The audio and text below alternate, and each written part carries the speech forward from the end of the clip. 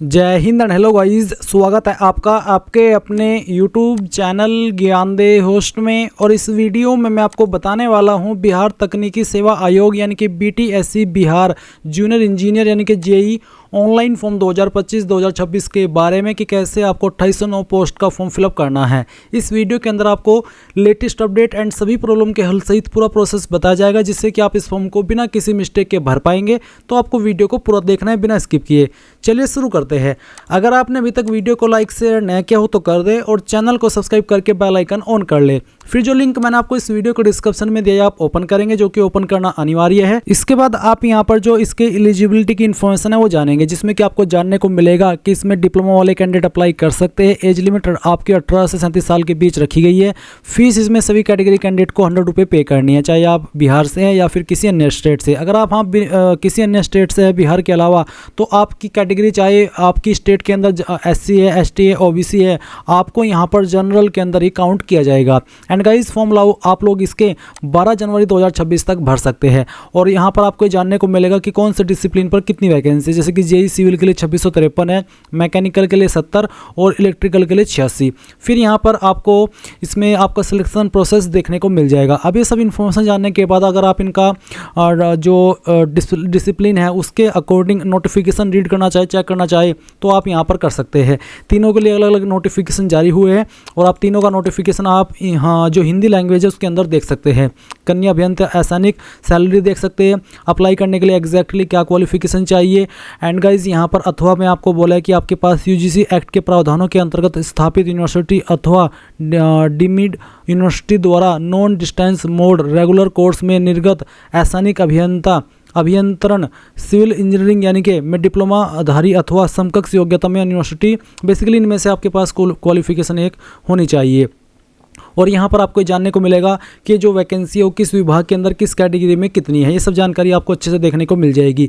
ये सभी जानकारी जानने के बाद अगर आप इसमें एलिजिबल है और आप ये फॉर्म भरना चाहते हैं और आपने अभी तक नहीं भरा, तो इंपॉर्टेंट लिंक के सेक्शन में अप्लाई ऑनलाइन लिंक ओपन करेंगे। आपके सामने ये वेबसाइट आ जाएगी। यहाँ पर आ जाने के बाद में आप ऑल नोटिफिकेशन एडवर्टाइजमेंट इसके ऊपर क्लिक करेंगे। देन गाइज आपके सामने यहाँ पर कुछ ऐसा इंटरफेस आएगा। अब आपको यहाँ पर ये वैकेंसी देखने को मिल रही है, JEE सिविल, मैकेनिकल और इलेक्ट्रिकल। जिस पर भी आपको अप्लाई करना है उसके सामने जो अप्लाई का लिंक है उसके ऊपर आप क्लिक करेंगे। फिर इस तरह से डिटेल्स आएगी। अब आप यहाँ पर रजिस्ट्रेशन इसके ऊपर क्लिक करेंगे। अब आपके सामने यहाँ पर इस तरह से इंस्ट्रक्शंस आएंगे। ये सभी आपको चेक करते हैं, नीचे की तरफ आना है और फिर इसको ऑन कर देना है इस तरह से, और फिर आई एक्सेप्ट इसके ऊपर क्लिक करेंगे।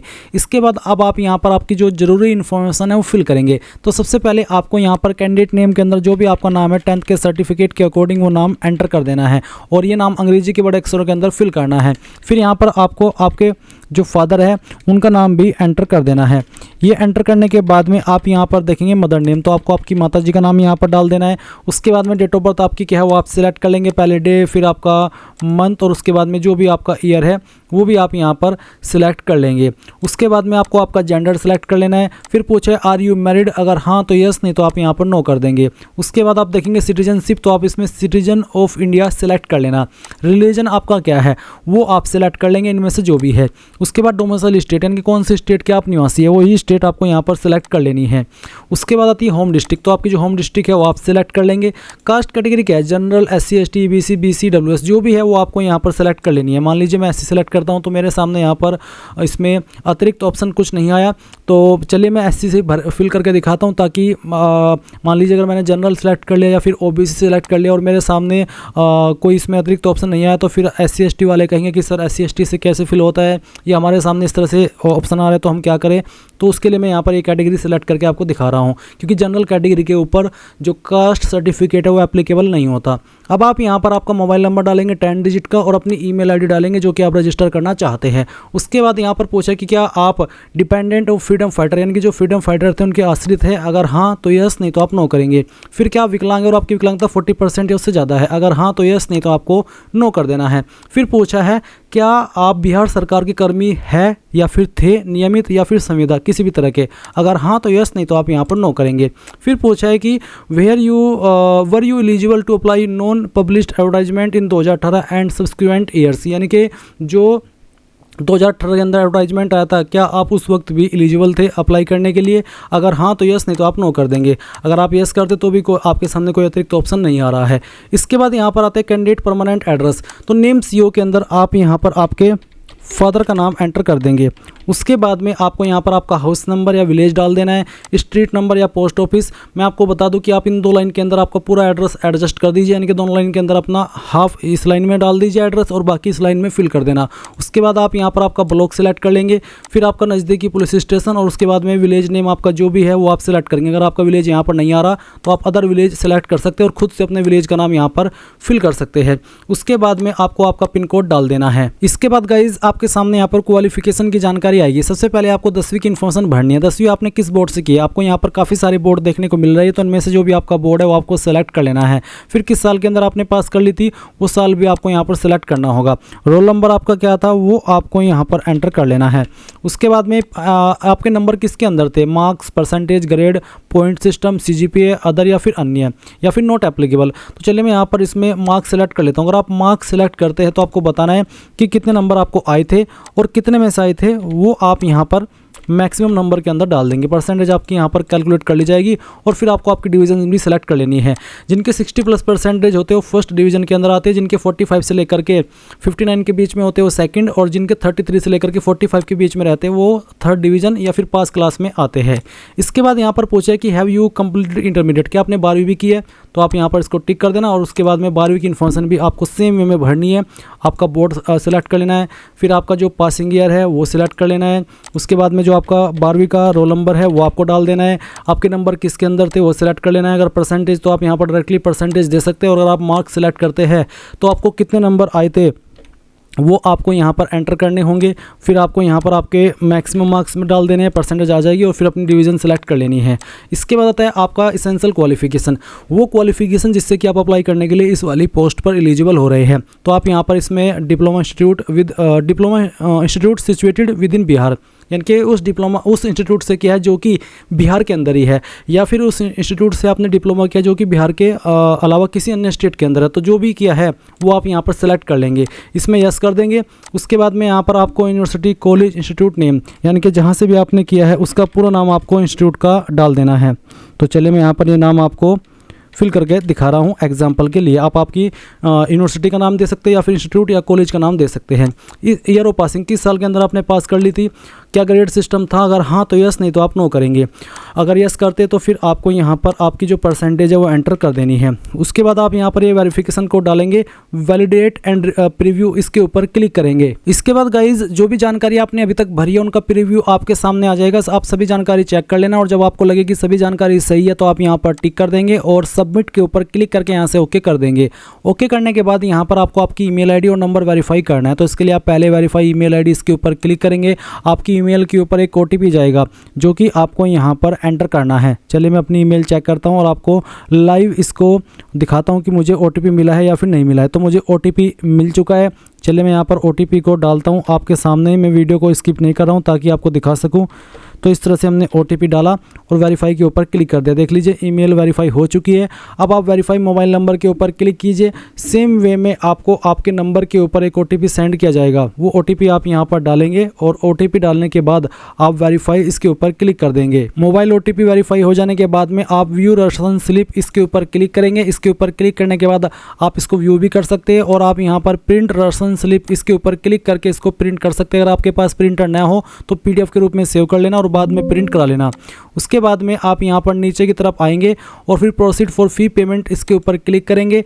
एंड देन गाइज आपको यहाँ पर पेमेंट का पेज ट्रांसफर कर दिया है। आप आपकी फीस डेबिट, क्रेडिट या फिर प्रीपेड कार्ड, बैंकिंग जिसमें कि आप नेट बैंकिंग से कर सकते हैं, UPI, NEFT, SBI, branch payment. तो अगर आप यूपीआई सेलेक्ट करते तो आपको बताना होगा कि यूपीआई आईडी से कर रहे हैं या फिर क्यूआर कोड से।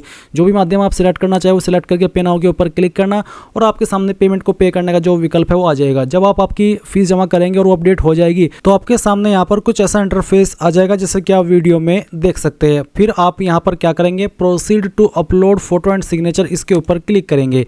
इसके ऊपर क्लिक करने के बाद में गाइज आपको आपको यहाँ पर आपका फोटो और सिग्नेचर अपलोड करना है। इसमें फ़ोटो की जो विड्थ है यानी कि चौड़ाई हो 3.5 सेंटीमीटर और हाइट 4.5 सेंटीमीटर होनी चाहिए।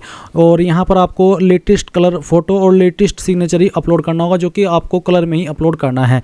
इसमें आपको जो सैंपल है वो भी दे करके दिखाया, तो आपको दिए गए इंस्ट्रक्शंस के अकॉर्डिंग फाइल अपलोड करनी होगी। आपकी फाइल का साइज 35 KB से कम रहना चाहिए। तो आप यहाँ पर जब ब्राउज़ के ऊपर क्लिक करेंगे आपका इस तरह से सिग्नेचर आ जाएगा। आप इसको जूम इन जूम आउट कर सकते हैं, जिससे कि आप यहाँ पर अपने सिग्नेचर को बिना किसी एरर के अपलोड कर सके। अब आप यहाँ पर सेव साइन डाटा इसके ऊपर क्लिक कर देंगे।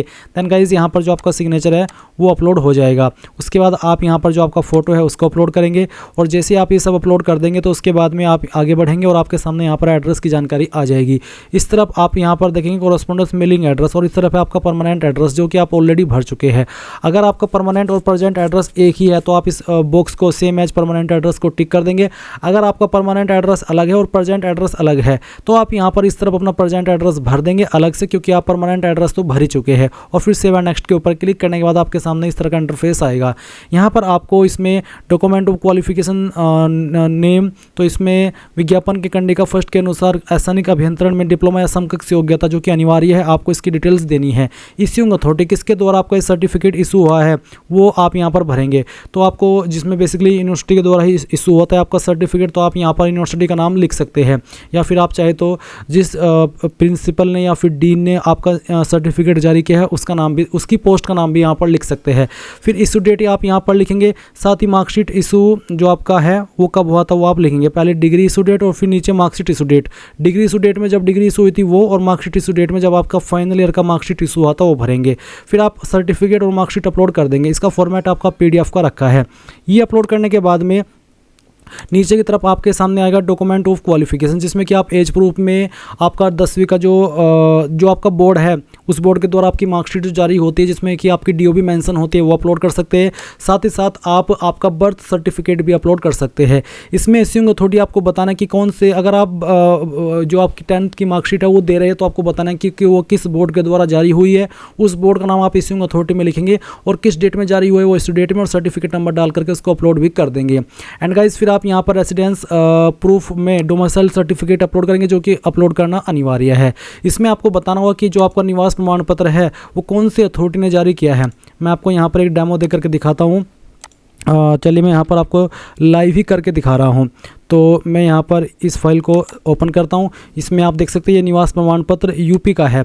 इसमें आप देखेंगे यहाँ पर ये उत्तर प्रदेश जो शासन है उसने जारी किया है। इसमें यहाँ पर है सक्षम अधिकारी / उप जिलाधिकारी। तो ये जो आपका निवास प्रमाण पत्र है मैं डेमो के लिए दिखा रहा हूँ यूपी का, आपका भी कुछ ऐसा ही होगा। ये जारी किया है उप जिलाधिकारी ने। तो आप यहाँ पर इसमें जो यहाँ पर जो इश्यूइंग अथॉरिटी इसमें लिखेंगे उप जिलाधिकारी। चाहे तो आप इसको इंग्लिश में लिख सकते हैं या फिर आप हिंदी में भी लिख सकते हैं। फिर इशू डेट आप लिख देंगे। इशू डेट भी आपको इस सर्टिफिकेट के ऊपर मिल जाएगी और सर्टिफिकेट नंबर भी डाल देंगे। सर्टिफिकेट नंबर क्या होता है वो भी आप यहाँ पर देख लीजिए अगर आपको नहीं समझ में आता तो। इसमें आप यहाँ पर देखेंगे प्रमाण पत्र क्रमांक। प्रमाण पत्र क्रमांक के सामने जो नंबर लिखा है ये सर्टिफिकेट नंबर है और इसकी जो इशू डेट है वो यहाँ पर लिखिए 3/1/2024। तो यहाँ पर जो जारी दिनांक है वो जारी दिनांक आपको लिख देनी है। उसके बाद में गाइज आप यहाँ पर इसको अपलोड कर देंगे। फिर अगर आप SC ST है, BC है, EBC है तो आपका कास्ट सर्टिफिकेट भी आपको अपलोड करना है। उसके बाद आइडेंटिटी प्रूफ में आप यहाँ पर जो ID देना चाहे वो अपलोड कर देंगे। ये ऑप्शनल है, अपलोड करना चाहे कर सकते हैं, चाहे तो आप इसको खाली छोड़ सकते हैं। फिर अगर आपने 12वीं की जानकारी भरी है तो आपको 12वीं का सर्टिफिकेट अपलोड करना है और 12वीं की मार्कशीट भी अपलोड कर देनी है। अगर अलग अलग है तो अलग अपलोड कर दे, और अगर मार्कशीट और सर्टिफिकेट एक ही है तो दोनों में आपको सेम फाइल अपलोड कर देनी है। और इश्यूइंग अथॉरिटी में आपको बोर्ड का नाम देना होगा और बाकी डिटेल्स ऐसे ही भरनी है जैसे कि आपने रेसिडेंस की जानकारी भरी है और आपके 10वीं की जो जन्म प्रमाण पत्र है उसकी भरी है।